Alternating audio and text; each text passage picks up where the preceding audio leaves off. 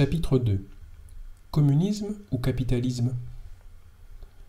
Pour l'opinion courante, le communisme serait d'abord une doctrine élaborée au XIXe siècle par les deux célèbres frères siamois, Karl Marx et Friedrich Engels, qui aurait été perfectionnée un peu plus tard par le fondateur de l'État soviétique, Lénine.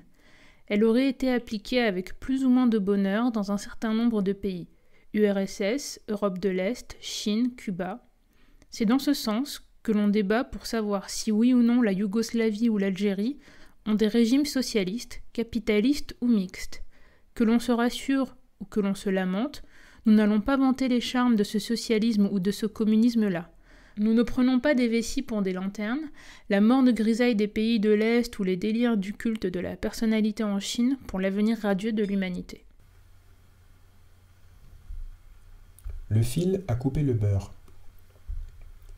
Le communisme n'a été fondé ni par Marx, ni par Engels, ni par Ramsès II. Il y a peut-être un inventeur génial à l'origine du fil à couper le beurre ou de la poudre à canon. Il n'y en a pas à l'origine du communisme, pas plus d'ailleurs qu'à l'origine du capitalisme. Les mouvements sociaux ne sont pas affaires d'invention. Engels puis Marx ont rejoint un mouvement déjà bien conscient de son existence. Ils n'ont jamais prétendu avoir inventé ou la chose ou le mot. Sur la société communiste proprement dite, ils n'ont pas écrit beaucoup. Ils ont aidé le mouvement et la théorie communiste à se dégager des brumes de la religion, du rationalisme, de l'utopisme. Ils ont incité les prolétaires à ne pas se reposer sur les plans de tel ou tel réformateur ou les révélations de tel ou tel illuminé. Les révolutionnaires véritables ne fétichisent pas les idées de Marx et de Engels. Ils savent qu'elles sont le fruit d'une époque déterminée et qu'elles ont leurs limites. Les deux hommes ont évolué et se sont parfois contredits. On peut dire que tout est chez Marx. Il faut être encore capable de trier. Nous ne prétendons pas être marxistes, mais nous dénions à ceux qui se prétendent marxistes le droit de s'approprier et de falsifier la pensée de leurs idoles. La preuve de l'impuissance des grands hommes face au mouvement de l'histoire nous est donnée par l'ignoble façon dont l'œuvre de Marx et de Engels a été déformée pour être utilisée contre le communisme. Il y a des individus plus doués et plus clairvoyants que la masse de leurs semblables. La société de classe cultive ces différences. Elles se répercutent au sein du mouvement communiste. Nous ne discutons pas pour savoir si ce sont les chefs ou le peuple qui font l'histoire. Nous disons que l'œuvre de Marx, comme celle de Fourier, de Bordiga ou de n'importe quel porte-parole du communisme, dépasse le simple point de vue d'un individu.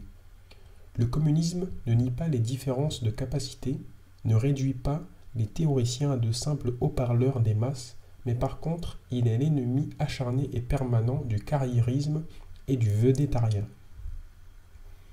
Le communisme n'est ni une idéologie, ni une doctrine, de même qu'il y a des actes communistes, il y a aussi des paroles, des écrits, une théorie communiste, mais l'action n'est pas l'application de l'idée. La théorie n'est pas le plan préétabli d'un combat ou d'une société qu'il conviendrait de faire masser le mieux possible dans les faits. Le communisme n'est pas un idéal. Les pays qui se proclament marxistes-léninistes ne sont pas des zones où les principes du communisme auraient été mal appliqués pour telle ou telle raison. Ce sont des pays capitalistes. Leur régime présente des caractères particuliers, mais il est aussi capitaliste que n'importe quel régime libéral. On peut même dire qu'un pays comme la Pologne ou la RDA est beaucoup plus capitaliste que beaucoup de pays peu industrialisés du entre guillemets, monde libre. Dans ces pays entre guillemets, communistes, l'on combat certaines tendances spontanées du capital. Cela se fait pour le bien du développement général du capitalisme et ce n'est en rien une particularité. La planification impérative, la propriété collective des moyens de production, l'idéologie prolétarienne n'ont rien de communiste. Ce sont des traits du capitalisme qui ont été accentués ici. Tous les caractères fondamentaux du système et la logique de l'accumulation du capital, rebaptisée entre guillemets accumulation socialiste, s'y portent bien. Le mode de production capitaliste. Voir dans les régimes marxistes-léninistes du socialisme ou du communisme, c'est méconnaître leur réalité. C'est surtout montrer que l'on ignore ce qu'est le capitalisme. On le croit fondé sur le pouvoir d'une classe bien particulière, la bourgeoisie, sur la propriété des moyens de production, sur la recherche frénétique du profit. Aucun de ces aspects n'est fondamental. La bourgeoisie est l'héritière de l'antique classe des marchands.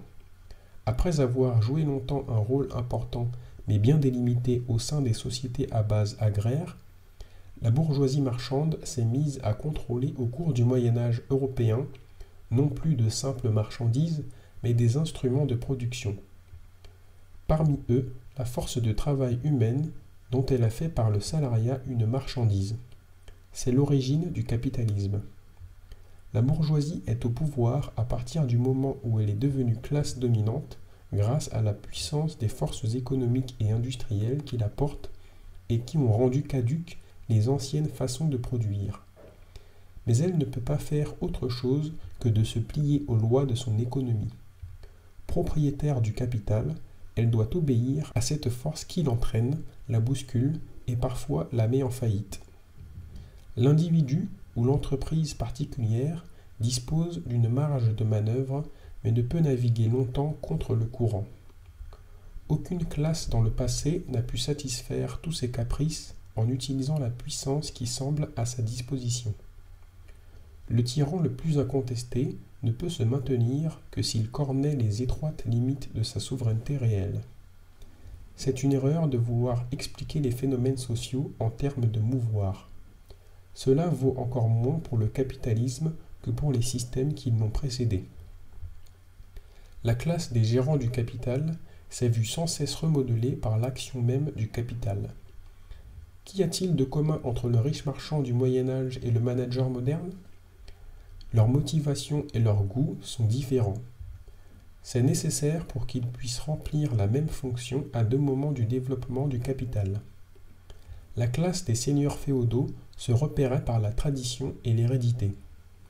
Cela ne vaut plus pour une bourgeoisie qui se défait et se refait à travers réussite, mariage et faillite. Les rapports qui lient l'esclave et le maître, le serf et le seigneur sont des rapports personnels. Au contraire, plus qu'à un patron, le prolétaire moderne est lié à un système. Ce qui l'enchaîne, ce n'est pas une allégeance personnelle ou une contrainte particulière. C'est directement la nécessité de survivre, la dictature de ses propres besoins. Le prolétaire déraciné de sa glèbe et séparé des moyens de production n'a plus d'autre solution que d'aller se prostituer. Il est libre, merveilleusement libre. Il peut même, si cela lui chante, refuser d'aller se vendre et crever de faim. Un bourgeois ou un politicien peut faire faillite au plan personnel. En Russie ou en Chine, c'est toute une fraction de la classe bourgeoise internationale qui s'est retrouvée sur le carreau. Elle s'est vue remplacée par une bureaucratie. Que l'on ne voit pas dans cette dernière une classe radicalement différente. Un banquier ou un capitaine d'industrie entre guillemets communiste ressemble plus à son adversaire capitaliste que celui-ci ne ressemble à son entre guillemets ancêtre, non pas du XVe ou du XVIe siècle, mais d'il y a 50 ans. Si le capitalisme, qu'il soit occidental ou oriental, ne peut s'expliquer par le pouvoir de la bourgeoisie, le communisme peut encore moins être ramené au pouvoir du prolétariat. Son avènement signifie l'autodestruction de cette classe. La propriété privée. La propriété privée des moyens de production n'est pas un trait constitutif du mode de production capitaliste. Elle relève de la sphère juridique. Elle subsiste à l'est avec les lopins de terre des paysans, à l'ouest elle est grignotée par la propriété publique. L'État est souvent propriétaire de grands ensembles industriels. En étant nationalisés, les postes ou les chemins de fer n'ont pas perdu leur nature de capital.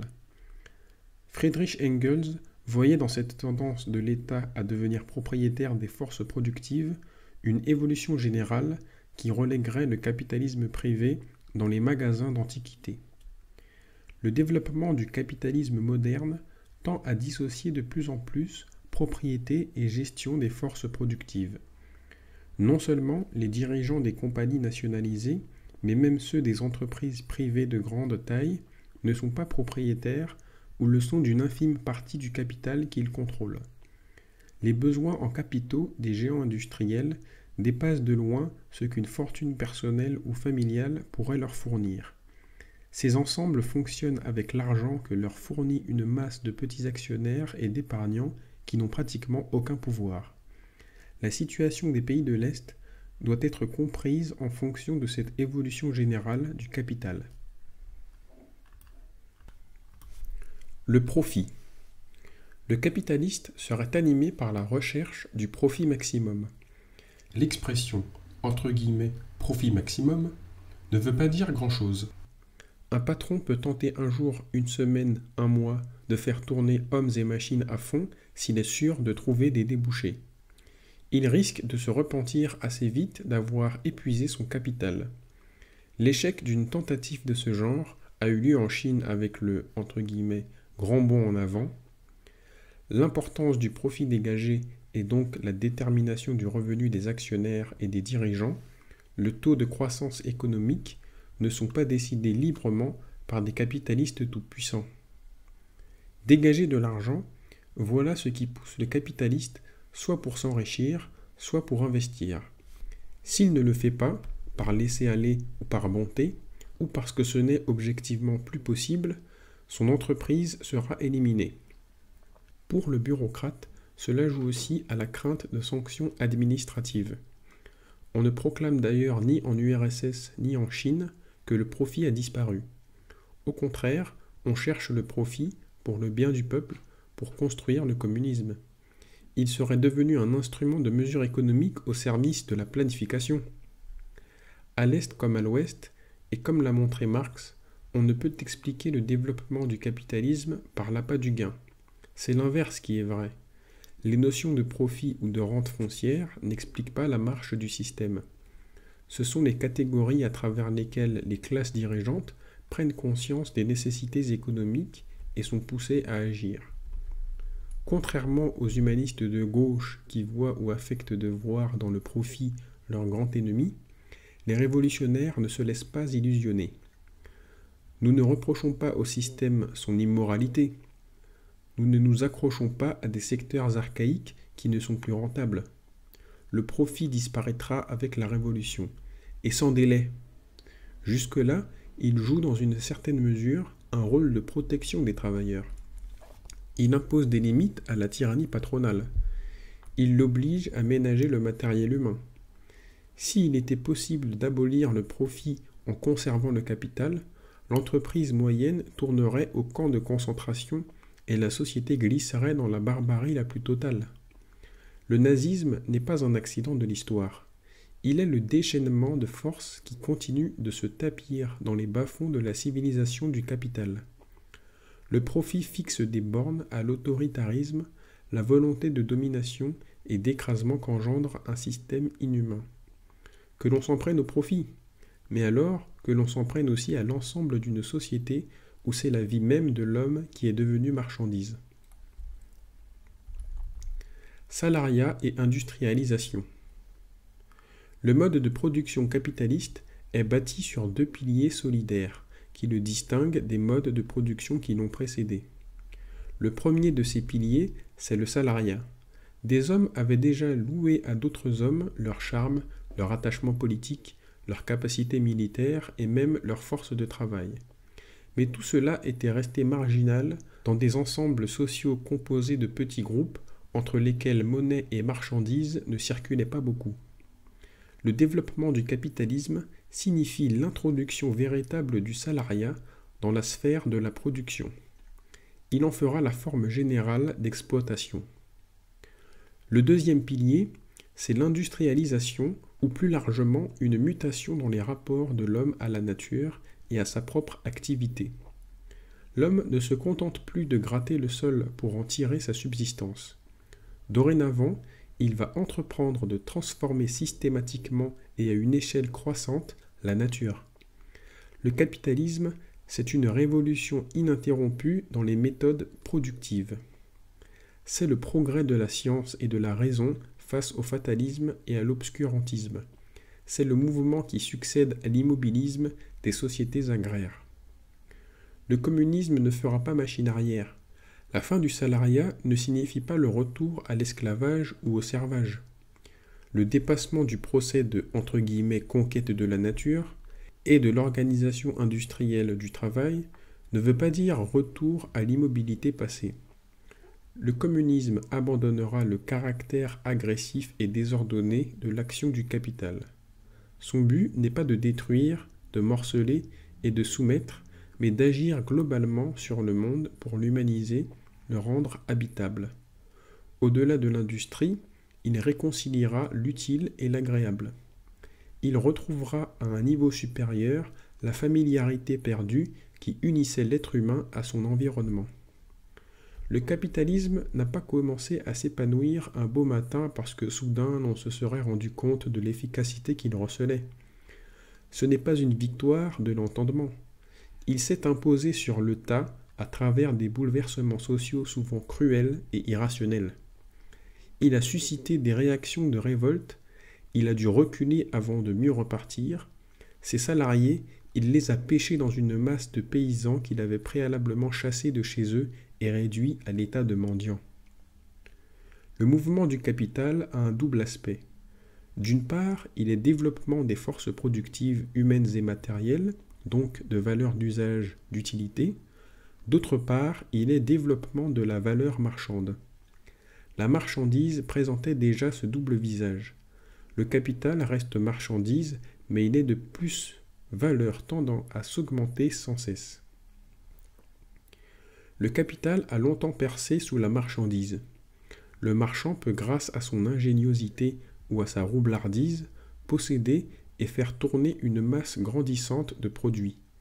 L'usurier de même en ne s'embarrassant que d'argent. Mais ces formes primitives du capital ne peuvent s'étendre indéfiniment.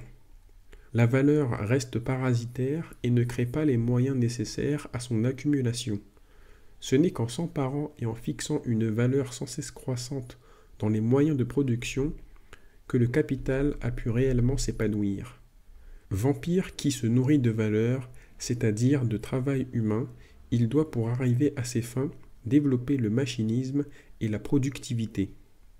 Pour lui, ce ne sont que des moyens. Pour nous, c'est finalement ce qui importe.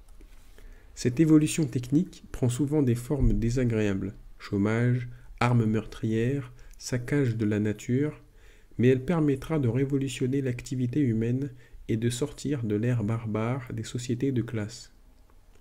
Le communisme n'abat pas le capital pour retrouver la marchandise originale. L'échange marchand est un lien et un progrès, mais c'est un lien entre des parties antagonistes. Il disparaîtra sans que l'on en revienne au troc, cette forme primitive de l'échange. L'humanité ne sera plus divisée en groupes opposés et en entreprises.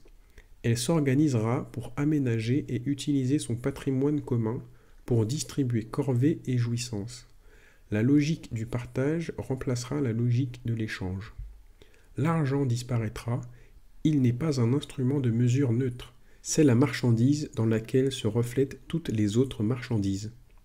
L'or, l'argent, les diamants n'auront plus d'autre valeur que celle qui naît de leur utilité propre. Suivant le souhait de Lénine, l'on pourra réserver l'or à la construction des pissotières. L'État et le capitalisme. Dans le camp, entre guillemets, communiste, l'argent continue tranquillement à circuler. La division par les frontières et à l'intérieur de ces frontières, la division de l'économie en entreprises, se porte à merveille. Le rôle que joue l'État dans l'économie et qui est fondé juridiquement sur la propriété publique des entreprises s'explique par la nature du capitalisme. L'État et la marchandise sont de vieux amis. Les marchands veulent que la société soit unifiée, que les voleurs soient pourchassés et que la monnaie soit garantie. L'État et la bureaucratie trouvent avec la circulation des biens et des personnes le moyen de se détacher du monde agricole. L'État moderne, royal ou républicain, est le produit de la dissolution des structures féodales par le capital. Il s'oppose aux intérêts particuliers en tant que représentant de l'intérêt général. Il est nécessaire au capital parce qu'il l'aide à dépasser les contradictions et les oppositions que celui-ci ne peut s'empêcher de provoquer. La monarchie et la bourgeoisie, malgré des moments difficiles, se sont soutenues face à la féodalité. L'unification politique était nécessaire au développement des entreprises commerciales et industrielles. La fortune et la richesse permettaient le renforcement et l'autonomie du pouvoir d'État. Souvent même, l'État est intervenu directement pour fournir ou rassembler les capitaux nécessaires à telle ou telle branche d'industrie. Il a mis au point l'arsenal juridique nécessaire au développement d'une main-d'œuvre libre. Il a liquidé les vieilles coutumes et les vieilles entraves. Lorsque la bourgeoisie apparaît directement sur la scène politique, il y a déjà longtemps qu'elle est une force dominante et que l'État monarchique était passé à son service. En Russie et au Japon, pays qui furent jetés sur la scène internationale en état de sous-industrialisation, c'est l'État lui-même qui provoqua et organisa le développement du capitalisme. Il le fit pour préserver les bases de sa propre puissance, pour se fournir en armes modernes. En mettant le capital à son service, il ne faisait que s'incliner devant sa supériorité. La monarchie engageait un processus qui finalement allait la détruire. Les conditions nécessaires à cette greffe n'existaient pas partout. Si elle réussit au Japon, ce fut parce que l'État y était déjà autonome et le commerce développé. La Chine échoua momentanément, ainsi que la plupart des autres pays pré-capitalistes. L'État doit souvent intervenir pour corriger un capital qui aime à se montrer capricieux et préfère s'installer là plutôt qu'ailleurs. Les régimes bureaucratiques ne font qu'accentuer cette tendance à un point qu'elle n'avait jamais atteint. Le capitalisme oriental permet-il une croissance plus harmonieuse ou plus rationnelle que le capitalisme occidental ? La question n'a pas grand sens. S'il est advenu, c'est grâce aux défaillances du capitalisme traditionnel. Si ce capitalisme traditionnel est réimporté aujourd'hui à Moscou ou à Leningrad, c'est à cause des défaillances du capitalisme oriental. Là où la bourgeoisie s'était lentement développée par l'économie, la bureaucratie conquit le pouvoir politique en s'appuyant sur des forces sociales comme le prolétariat ou la paysannerie. Elle n'en est pas moins le fruit de la désagrégation de la société traditionnelle par le capital international. La bureaucratie n'avait pas le choix. Elle ne pouvait pas, comme elle le prétendait, instaurer le socialisme ou le communisme. Elle ne pouvait pas non plus restaurer et fertiliser le capitalisme traditionnel. Cela à cause de ses appuis sociaux et de ses besoins en capitaux. Empiriquement, elle trouva une voie conforme à sa nature et qui lui permit d'accumuler aux dépens de la paysannerie du capital industriel. La bureaucratie est une force unifiante qui a permis le transfert autoritaire de richesses d'un secteur à l'autre de la société. Elle modifie le développement spontané du capital au profit de ses objectifs de puissance et de permanence. Mais le capital n'est pas une force neutre que l'on peut utiliser dans n'importe quel sens. La bureaucratie planifie, domine, mais que planifie-t-elle? Que domine-t-elle? L'accumulation du capital. Elle réduit le marché libre, elle combat un marché noir sans cesse renaissant. Ce n'est pas la preuve de son anticapitalisme, mais le signe que la base naturelle du capital est bien vivace. Que dirait-on du jardinier qui, parce qu'il doit arracher les mauvaises herbes, prétendrait que les plantes qu'il cultive ne sont plus des végétaux? Les États occidentaux eux-mêmes ont été amenés à intervenir de plus en plus directement dans le jeu des forces économiques. Ils doivent avoir une politique sociale et s'occuper de planification. La bureaucratisation n'est pas un phénomène propre aux pays de l'Est. Il concerne aussi bien les États démocratiques et fascistes que les grandes firmes privées. Elle est le produit et le triste remède à l'atomisation croissante de la société. Dans un sens, il est inexact de parler pour les pays de l'Est de capitalisme bureaucratique ou de capitalisme d'État. Tous les capitalismes modernes sont bureaucratiques et étatiques. L'État, propriétaire de l'ensemble de l'industrie, n'en a pas pour autant le contrôle absolu. Pouvoir réel et pouvoir juridique ne sont pas la même chose. Avec le capitalisme libéral, l'État peut, en s'appuyant sur des forces populaires, militaires ou même bourgeoises, s'attaquer à telle ou telle grande entreprise. Il est le pouvoir. Cela ne lui permet cependant pas de s'élever au-dessus des lois économiques. On veut se dresser contre la puissance des monopoles, mais l'on ne peut revenir aux petites entreprises du passé. Avec le capitalisme oriental, l'État bureaucratique, quelle que soit sa soif de contrôle, ne peut abolir les catégories marchandes et la concurrence entre les entreprises. Tant qu'il y aura des entreprises distinctes, elles se feront concurrence même si les prix ne sont pas libres. Ce manque d'unité n'est pas limité à la sphère économique. La bureaucratie elle-même est sans cesse divisée par des luttes de fractions et des conflits de personnes.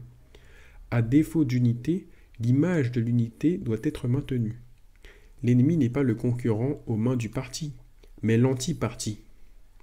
Ce que la bureaucratie fait gagner en efficacité à l'économie, elle le fait reperdre. Le mensonge, la perte de la réalité imbibe le corps social. La lutte cachée remplace la concurrence ouverte. Capable d'organiser le démarrage économique dans des conditions ingrates, la bureaucratie est à la remorque de l'avance technologique des sociétés libérales. Récupération. Quel intérêt des capitalistes ont-ils à se faire appeler communistes ? C'est une règle générale que les capitalistes n'aiment pas être appelés capitalistes. Cette appellation a une origine précise liée à la révolution russe. Se dire communiste, c'est prétendre que l'on se dévoue pour la classe ouvrière plutôt que de reconnaître qu'on l'exploite. C'est pouvoir donner au développement inhumain du système un sens humain, la construction du communisme. Ailleurs, on suspend devant les masses des projets de « nouvelles frontières » ou de « nouvelles sociétés ». Lorsque le capital se proclame communiste, lorsqu'il récupère la pensée de Marx pour la distiller dans ses universités aux intellectuels pour en abrutir les ouvriers dans ses usines, il ne fait que singer un mouvement que par ailleurs il accomplit réellement. Le capital ne crée pas, il récupère. Il se nourrit de la passion et de l'initiative des prolétaires, c'est-à-dire qu'il se nourrit du communisme. On ne peut comprendre grand-chose au communisme si l'on n'a pas compris la nature capitaliste des pays de l'Est. Le combat révolutionnaire ne peut pas ménager le stalinisme qui est un système et une idéologie fondamentalement anticommunistes. Le fait qu'il ait des bastions au sein même de la classe ouvrière ne doit pas nous attendrir, mais au contraire nous inciter à ne pas faire de compromis. L'on a rendu un fier service au stalinisme en ne le critiquant pas en tant que système capitaliste. Des révolutionnaires, notamment anarchistes, l'ont reconnu comme communiste à condition de pouvoir accoler à ce terme celui d'autoritaire. L'autorité, voilà le monstre. En guise d'explication, on va chercher dans le caractère de Karl Marx. Les trotskistes ont développé à la suite de Trotsky, l'adversaire malheureux de Staline, des interprétations aussi compliquées qu'imbéciles. Base socialiste et superstructure capitaliste cohabiteraient tout au moins en URSS. Pour les autres pays, on continue à en discuter. De toute façon, ils n'ont jamais rien compris au communisme. Pas plus que Trotsky qui voyait dans le travail obligatoire un principe communiste. Ils ne sont pas révolutionnaires. Trotsky, lui, l'était. Mais il n'a jamais été autre chose qu'un révolutionnaire bourgeois et un bureaucrate malheureux. Laissons tout ce petit monde à son intellectualisme, ses querelles byzantines et à son ridicule fétichisme de l'organisation. Les maoïstes, ces « mystico-staliniens », ramènent toute l'affaire à une question de politique et de morale. L'URSS est devenue sociale impérialiste et peut-être bien capitaliste. Heureusement, la Chine et l'Albanie, sous la sage direction prolétarienne de Mao, de Enver Hoxha et de Bibi Fricotin, n'ont pas été contaminés. Le communisme, c'est le profit et la politique mis au service du peuple. À mesure que les idées communistes vont se répandre, y compris en URSS et en Chine, pour satisfaire aux besoins d'un prolétariat redevenant révolutionnaire, ces sectes vont paraître de plus en plus farfelues. Elles essaient de tenir sur la scène de la politique le rôle de la révolution. Elles sont à l'avant-garde, mais à l'avant-garde du capital. Car en période de révolution, c'est l'ensemble des guignols de la politique qui tentera de prendre des airs révolutionnaires pour ne pas être jeté à bas. C'est devenu une tradition que la révolution soit combattue au nom de la révolution. Les militants staliniens ou gauchistes qui se sont fourvoyés rejoindront le véritable parti communiste. Certains, moins aveugles, ont reconnu dans le capitalisme oriental la division en classes sociales. Malheureusement, ils ont cru aussi y reconnaître un mode de production nouveau et supérieur. C'était faire bien d'honneur à Staline et consorts. Les sauvages.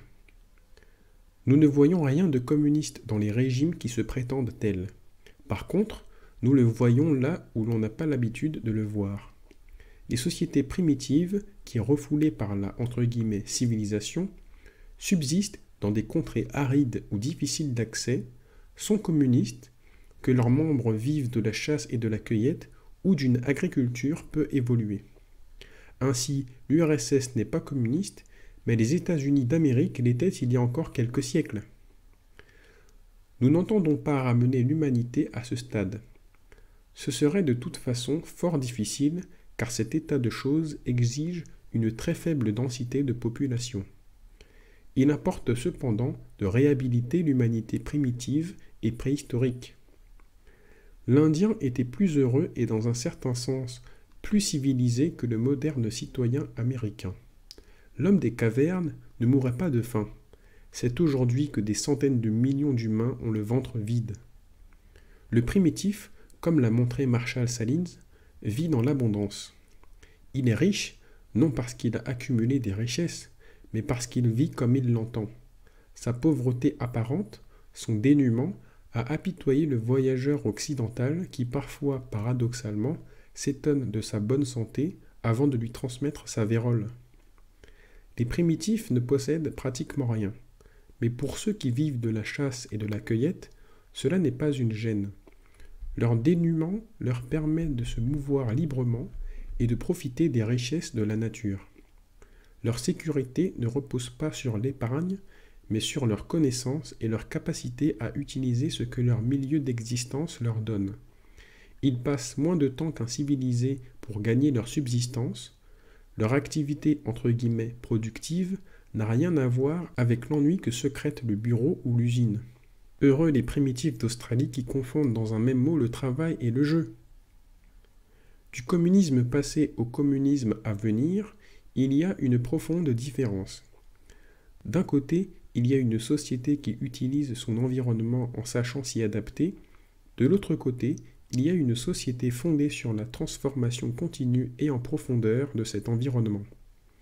Entre ces deux communismes, la période des sociétés de classe paraîtra avec un peu de recul une étape douloureuse, mais relativement courte, de l'histoire humaine.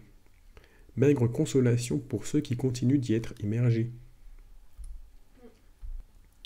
Marx et Engels. Marx et Engels se sont appliqués à comprendre le développement de la société capitaliste. Ils se sont peu préoccupés de la description du monde futur qui avait accaparé les efforts des socialistes utopiques. Mais on ne peut dissocier complètement critique du capitalisme et affirmation du communisme. La compréhension réelle du rôle historique de la monnaie ou de l'État ne peut se faire que du point de vue de leur disparition.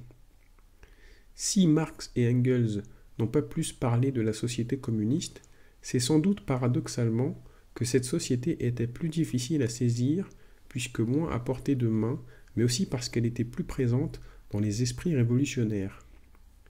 Lorsqu'ils parlaient d'abolition du salariat dans le « manifeste communiste », ils étaient compris par ceux dont ils se faisaient l'écho. Aujourd'hui, il est plus difficile de se représenter un monde débarrassé de l'État et de la marchandise parce qu'ils sont devenus omniprésents.